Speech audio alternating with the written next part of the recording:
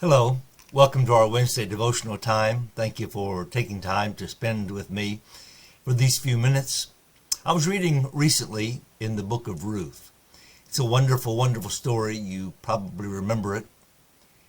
Ruth was a widow and she was from Moab, but she had married a Jewish boy, Naomi's son.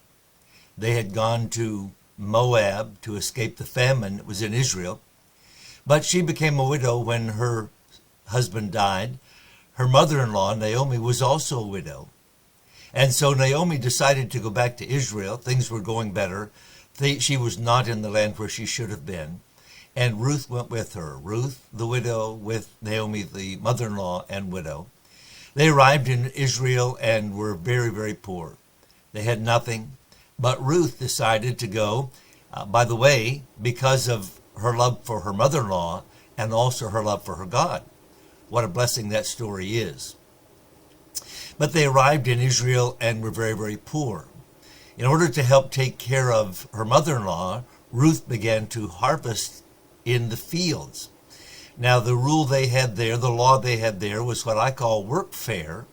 In other words, those who were poor could go around behind the people who harvested the food or harvested the wheat or the grain, whatever it was, and whatever was dropped or left there, they could harvest and make it their own. If they worked, they could still have something to eat.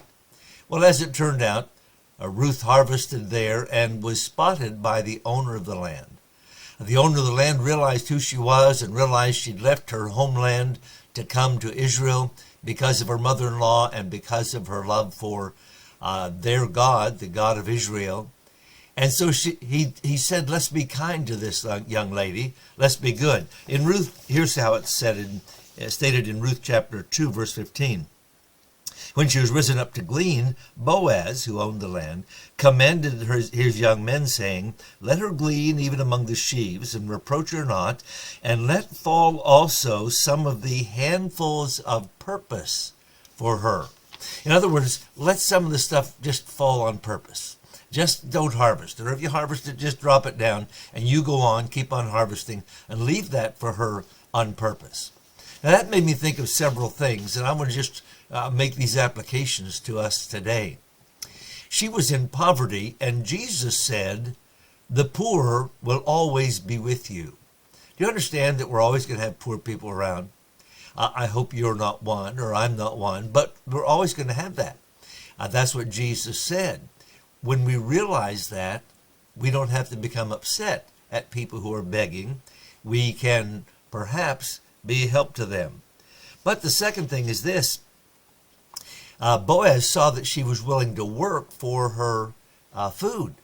And I think those who are poor, no matter who they are, they ought to be willing to work. I encourage them to work. If there's a job you can give someone, do so they can work and take care of themselves. But along with that, the poor, comes often opportunities to help. Boaz was the owner. He had no obligation to Ruth that he knew of. And yet here's this poor girl, and because of her love for God, he said, I want you to take care of her. I want you to help her.